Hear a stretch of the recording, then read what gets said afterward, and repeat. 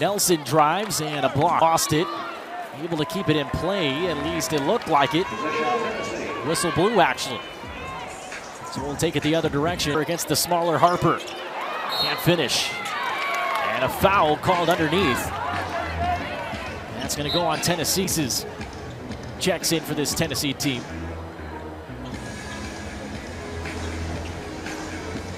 And that was the Asheville, Ohio.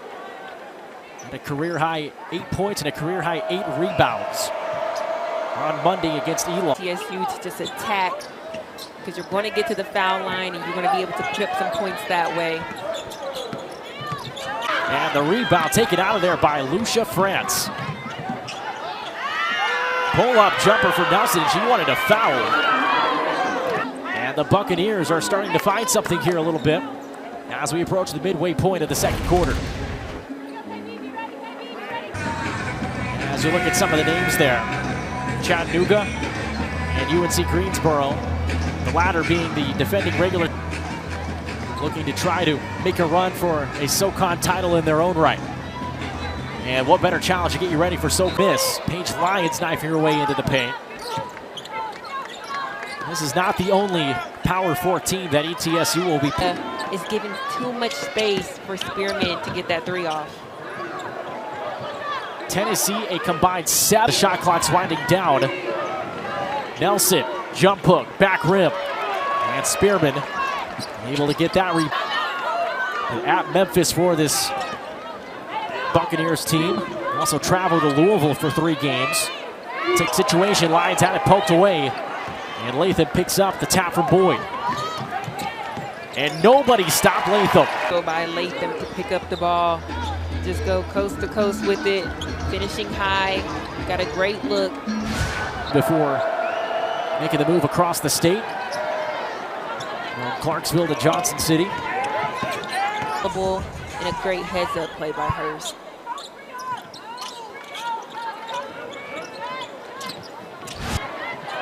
And this is something that Kim Caldwell thought that her team didn't do very well against North Carolina State, was rebound the basketball. Now executing the game plan, regardless of who's in front of you, playing the way that you're supposed to play. I mean, just you see her arms just high and wide is going to be hard to. Her going. That was her first point of the night, by the way. And sometimes you have nights like those, but getting to the free throw line can help that. Definitely. Under 3.5 to go. Here's Jada Civil. All the athleticism in the world, and you can see it on display right there. Just a beautiful here in the world, but she moves laterally like nobody I've seen at this level, especially that young as a freshman. So athletic. Again, I love the light. So again, as the months continue to go on, I think we're just going to continue to improve. Spearman misses as she tried to work her way to the rack, and we'll have 2 more free throws coming. I like the decision-making of Spearman. Knock down the. As Spearman rattles that first one in. Spearman a season ago, 11.5 points a game, 6 rebounds a game. Ironically enough, the only shots that she has hit are from beyond the arc for as tall as she is. Not conventional, but that's the way that the game is. Spearman, short. A nice box out down low by Monsanto. They played alongside South Carolina Gatorade Player of the Year and Ole Miss freshman Lauren Jacobs, who's the lone freshman for late shot clock situation for the Lady Vols. Cooper's got a hoist one and knocks it in. Would you expect anything? Seconds to go here in this opening half. Tennessee nearly halfway to the century mark as that one's short. Cooper 12 points in the first half. 4 of 6 from the field, every single shot that. Maybe a freshman type of mistake. You have to just have a little bit of patience. She's got away with. Approaching 60 seconds. Barker, no. And the rebound snagged out of the air.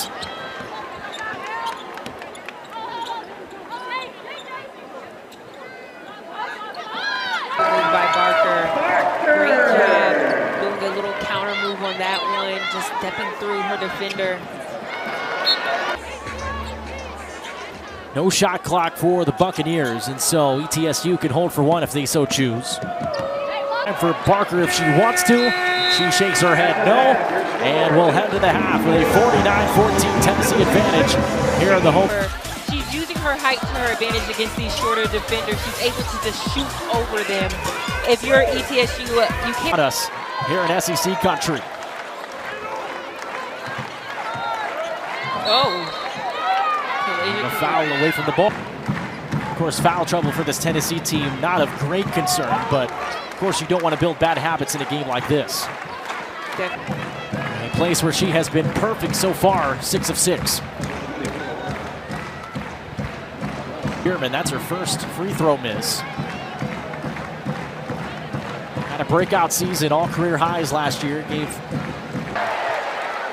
And apparently that system didn't fit Spearman as well as Kim Caldwell's did. Caldwell's philosophy concerning her new acquisitions is to unlearn. And you experience that freedom, especially in high school. When you're in high school, you're typically the best player on the team. The team really runs through you. Making and shot creating in the opener against North Carolina State. And sometimes the shots, though, at least in terms of how the third quarter, that might have been deemed a little bit too early in the shot clock. It came back to hurt Tennessee late in the game. So obviously freedom, but smart freedom. She just wants them to feel like they can play free and they can do everything that a basketball player does. You know, your post players cannot. Looked like Harper tried to tap it out towards center court, but Spearman standing at 6'4". The first. Nelson the handoff for Harper. Cooper got her hands on that one, and Latham ends up with it. A taste of that as a 10-second violation's called.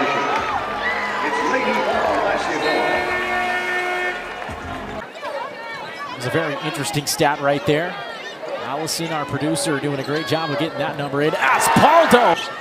And ETSU counters right back.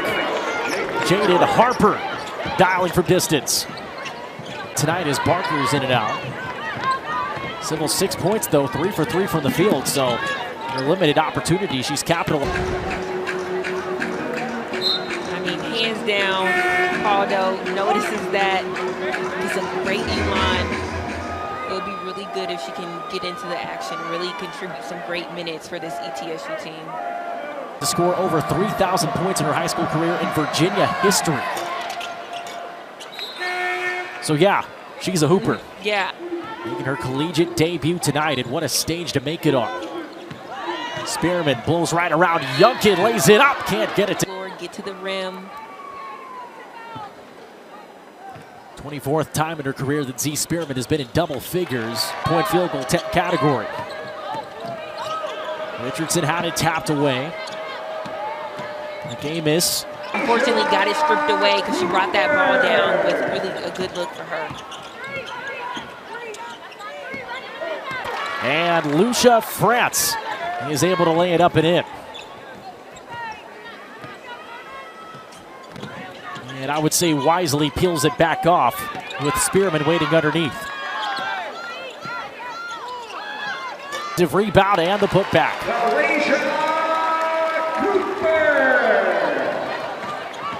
And she almost makes it look too like.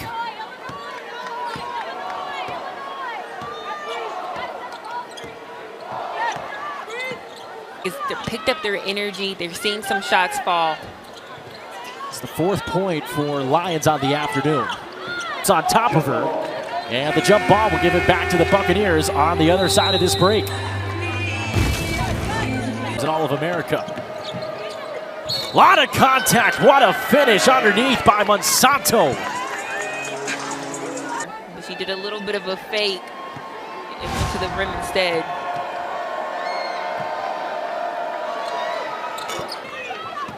Aldo directing traffic. Tennessee's been hot from beyond the arc. Bit of a switch up. It was ETSU on that end last quarter.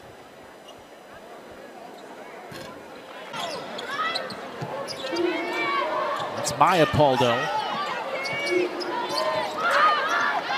Spearman almost got tripped up, kept the handle though to her credit. And Hood can't knock it in. Paul. Buck 37 to go until the end of the third quarter. Fouled the inside of the rim and won't go through. You're trying to find that touch again. But I think there's some missed opportunity. Robertson curling it off the screen. And another foul. Robertson pure on the first. Athletically going on, even though we are in what some call the sports equinox, where you've got nearly all the major sports professionally going on now, except for baseball. Looked a little awkward, might have shuffled her feet. Referee said it was clean. Tennessee volleyball team having a... It's always fun to play with a point guard who has a good vision, great pass. Barker as well as Prawl, Hurst, and Wolfenbarger.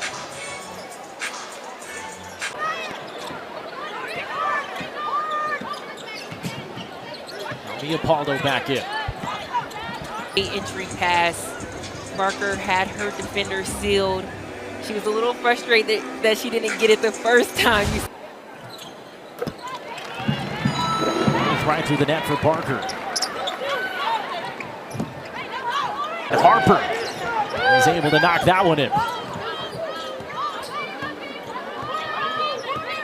Tennessee can hold for one.